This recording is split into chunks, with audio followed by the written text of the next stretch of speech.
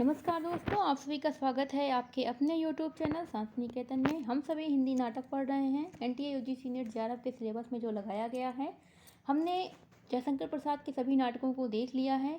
इसके अलावा भारतेंदु हरिश्चंद्र जी के जो नाटक लगाए हैं वो भी हमने देख लिए हैं। अगर वो नाटक आपने नहीं देखे हैं तो वीडियो के डिस्क्रिप्शन बॉक्स में लिंक है, आप वहाँ पर जा कर के देख सकते हैं। फिलहाल आज हम पढ़ेंगे अपना नाटक अंजो दीदी, जो कि उपेंद्र नाथ अस्क द्वारा लिखा गया नाटक है।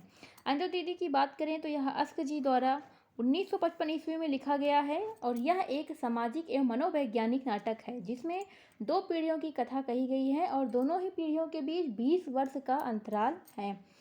इसकी कथा वस्तु बताई जा रही है कि इसमें क्या है। तो ये एक सामाजिक और मनोवैज्ञानिक प्रवृत्ति का नाटक है। दो पीढ़ियों की कथा है और दोनों ही पीढ़ियों के मध्य 20 वर्ष का अंतराल दिखाया गया है।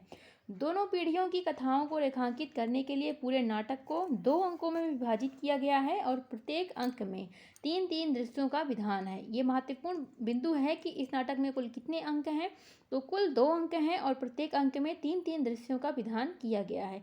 कथा वस्तु का स्थान देखें तो जो कथा वस्तु का स्थान है वो अंजो दीदी का घर है। घर में एक हॉल है जिसमें पर्दे के सहारे 2 भागों में उसे डिवाइड कर दिया गया है।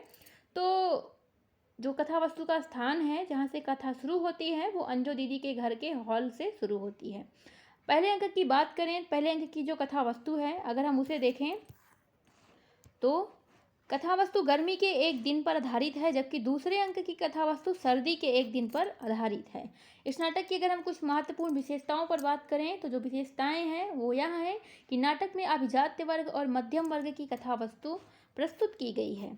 जहां अंजो दीदी अभिजात्य वर्ग का प्रतिनिधित्व करती हैं, वहीं श्रीपद मध्यम वर्ग के प्रतिनिधित्वकर्ता के रूप में हमें दिखाई पड़ते हैं। दूसरी अगर हम महत्वपूर्ण विशेषता देखें तो जीवन को अनुशासित एवं नियंत्रित रखने की प्रवृत्ति के बीच संस्कारगत होते हैं। ये नाटक में दिखाया गया है कि अहम की भावना भी परंपरागत ही होती है। अगर देखें तो नाटक में यह भी दिखाने का पूर्ण प्रयास किया गया है कि मनुष्य तथा समाज जो है, मानव समाज जो है, उसे यंत्रीकरण बनाने से दूर रखा जाए। इस बात की सलाह दी गई है कि मनुष्य मनुष्य है और मशीन मशीन होती है, तो इसलिए मनुष्य को मशीन न समझा जाए। तो मानव जीवन जो है उसे एकदम मशीनीकरण यंत्रीकरण न कर दिया जाए, उससे दूर रखा जाए। इस बात की सलाह इस नाटक में देने का पूर्ण प्रयास किया गया है। अंजलि जो अंजो दीदी हैं, उनके माध्यम से हठी अभिमानी एवं सन की प्रवृत्ति की नारी का वर्णन भी हमें देखने को मिलता है। अगर अन्य बात करें तो किसी के दबाव में बच्चे अपनी अल्हड़ता मौज मस्ती एवं जो स्वच्छंदता होती है उसे खो देते हैं। इस बात का बहुत ही खूबसूरत ढंग से इस नाटक में दिखाया गया है। अंजो दीदी के पति हैं इंद्र नारायण, इनके माध्यम से आदर्श और यथार्थ का समन्वय प्रस्तुत किया गया। इस नाटक में अस्क जी ने बताया कि इंसान को यंत्र बनाने का जो प्रयास किया जा रहा है वह समाज को केवल नुकसान ही बना सकता है। श्रीपद एक पात्र है जो कि मध्यम वर्ग का प्रतिनिधित्व करता है। श्रीपद के माध्यम से मध्यम वर्गीय समाज के रहन सहन, खान पान, हाव भाव, नैतिक बोध एवं उनमें पाए जाने वाले आत्मसम्मान को भी प्रस्तुत किया गया है। अन्य बात करें, नाटक के माध्यम से यह भी बताया गया कि अत्याचार स्वयं अपना विरोधी होता है। माता पिता के द्वारा संतानों पर किए जाने वाले अत्याचारों का भी वर्णन हमें इस नाटक में कहीं न कहीं देखने को मिल जाता है। इसके अलावा अगर हम बात करें तो वर्तमान समय के सत्य को परिभाषित किया गया इस नाटक के माध्यम से। यह भी बताया गया कि जीवन निर्माण के मानदंडों के पीछे एक सामाजिक सत्य होता है। अन्य बात करें अगर इस नाटक के संदर्भ में तो माता पिता अपनी अतिरिक्त आकांक्षाओं की पूर्ति के लिए बच्चों पर अनावश्यक दबाव डालते हैं। जो इच्छाएं माता पिता स्वयं पूर्ण नहीं कर पाते वो अपने बच्चों के जरिए सोचते हैं कि हमारे सपने हमारे बच्चे पूरे करेंगे, और कहीं ना कहीं इस चक्कर में बच्चों के ऊपर एक अनावश्यक दबाव पड़ जाता है। तो उस चीज़ को भी इस नाटक के माध्यम से दिखाया गया। नाटक में जिस संवेदना को प्रस्तुत किया गया है वह अपने मूल रूप में एक विचार है जो जीवन के सुख दुख, हर्ष विषाद, करुणा, आदर्श, यथार्थ आदि को अपने में ही समाहित किए हुए है। अगर हम अन्य बात करें तो उपेंद्र नाथ अस्क नाटक में इस उद्देश्य पर पहुंचते हैं कि बच्चों को सब कुछ तो, पर अपने अनावश्यक विचार उन पर कभी नहीं थोपना चाहिए। कितनी ही खूबसूरत बात कही है उपेंद्र नाथ अस्क जी ने कि बच्चे को सब कुछ तो दो, लेकिन ये अपना अनावश्यक विचार हमें उस पर नहीं थोपना चाहिए। ये देखिए, ये बहुत ही अच्छी बात ये उपेंद्र नाथ अस्क ने यहाँ कही है कि बच्चों को सब कुछ तो दो, लेकिन अनावश्यक विचार उन पर कभी भी नहीं थोपना चाहिए। नाटक में अभिजात्य वर्ग के भ्रम, संकीपन एवं व्यर्थ मूल्यों को पूरे शक्ति के साथ ध्वंस करते हुए भी दिखाया गया है। आगे हम बात करें तो इस नाटक में मनोवैज्ञानिक पारिवारिक त्रासदी का वर्णन भी हमें देखने को मिलता है। अगर हम देखें तो वस्तु और शैली के दृष्टिकोण से यह नाटक एकीकरण एवं एकात्मकता प्रधान है। नाटक में बिखरते एवं टूटते मानव मूल्यों को संतुलित करने का भी प्रयास किया गया है। यह भी दिखाया गया कि दमन चक्र जब तक तोड़ा न जाए तब तक चलता ही रहता है। और दिखाया गया कि नौकरों के दैनिक जीवन जो ढर्रा है, उनका दैनिक जीवन ढर्रा जो है उसका भी वर्णन किया गया तथा उनके साथ होने वाले अमानवीय व्यवहारों को भी दर्शाया गया है। कचहरी में बैठने वाले वकीलों की भी दशा को दिखाई गई। इसके साथ ही साथ अफसर वर्ग में व्याप्त भ्रष्टाचार को भी रेखांकित करने का प्रयास किया गया है। अंजों के नाना जो हैं वो शरीरी मृत्यु के बाद भी अशरीरी रूप में इस नाटक में हमेशा जीवित रहते हैं, यह दिखाने का भी प्रयास किया गया है। अब बात कर लेते हैं पात्रों की। तो अगर हम पात्रों की बात करें तो जो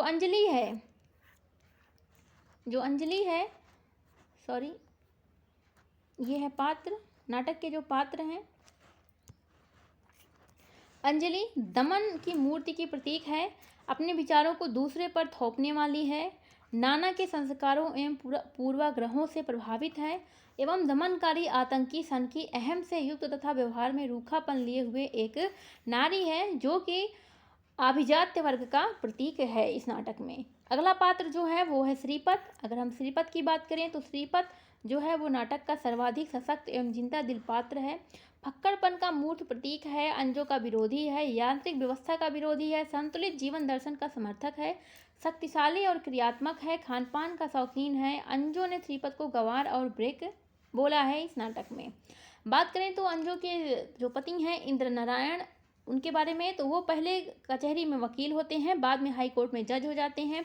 विवाह से पहले तो मनमौजी, फक्कड़, लापरवाह, अल्हड़, स्वच्छंदतावादी आदि प्रवृत्ति के होते हैं, किंतु परिस्थितियों से समझौता कर लेते हैं। विवाह के उपरांत दिखावटी युक्त हैं, आत्मग्लानि प्रधान भी है, उनके अंदर आत्मग्लानि देखने को मिलती है। आदर्श एवं यथार्थ का मिला जुला रूप है और देखें तो करुण भाव से युक्त हैं। तो ये सारी चीज़ें इंद्र नारायण की प्रवृत्ति बदल जाती है जब उनके विवाह के उपरांत और विवाह के बाद की उनकी मनोवृत्ति को दर्शाया गया है। अन्नो एक पात्र है, अन्नो जो है वो अनिमा उसका नाम है, अंजलि की अतरंग सहेली है। दोनों ही अंकों में कथा सूत्रों में एक सूत्रता बनाए रखने का प्रतीक है। पहनावे एवं श्रृंगार के प्रति लापरवाह है, मनोवेग को संयमित अभिव्यक्ति देने की अपूर्व क्षमता है उसमें, और यह जो है वो श्रीपत की ओर आकर्षित है इस नाटक में। आगे देखा जाए तो नीरज एक पात्र है जो कि अंजों के जुल्म के दुष्परिणाम का सजीव प्रतीक है। क्रिकेट का कप्तान बनने की इच्छा है, पर माता जी की इच्छा है कि वो आईएएस बने। माता जी कौन है? अंजो। उसके बाद सुलभ चंचलता का पतन दिखाया जाता है इस नाटक में। पहले तो शिष्ट बालक रहता है, पर श्रीपत के प्रभाव से शिष्टता का भी मजाक उड़ाने लगता है। अन्य पात्रों में देखें तो नीलम है जो अंजलि का पौत्र है। ओमी है जो अंजलि की पुत्रवधू है। मुन्नी है नौकरानी। इसके अलावा नजीर है जो नीरज का मित्र है। राघु नौकर है। नाटक के संवाद अगर हम देखें तो चुस्त हैं, मार्मिक हैं, सरस हैं, प्रवाहपूर्ण हैं एवं हास्य व्यंग से युक्त हैं। कहीं कहीं गीत एवं शायरियों का भी प्रयोग किया गया है। भाषा अगर बात की जाए तो सरस है, सहज है एवं व्यंग से युक्त है और पात्रानुकूल है। वकील जो हैं वो जवानी के प्रतीक है, जज बुढ़ापे का प्रतीक है और श्रीपत का सैलानीपन जीवन का प्रतीक है।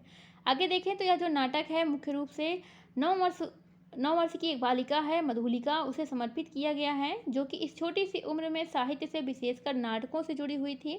इसी बालिका के बारे में अस्क जी ने कहा है कि इसे पढ़ने का इतना शौक है कि इस दशा में भी तुम्हारे नाटक के शायद 30-40 पृष्ठ पढ़ गई है।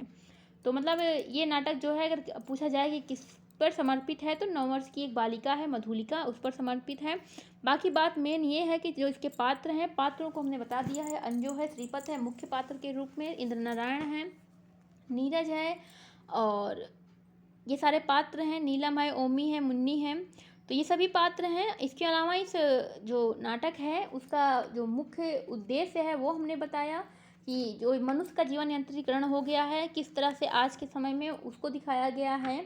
और इसका प्रकाशन अगर देखें तो 1955 ईस्वी है और उपेंद्र नाथ अस्क जी का नाटक है। अंक इसमें देखें तो 2 अंक हैं, 3-3 दृश्यों से सुशोभित 2 अंक हैं। तो फिलहाल ये तो थी इतनी ही बात इस नाटक के संदर्भ में। मिलते हैं एक नए नाटक के साथ, तब तक के लिए धन्यवाद।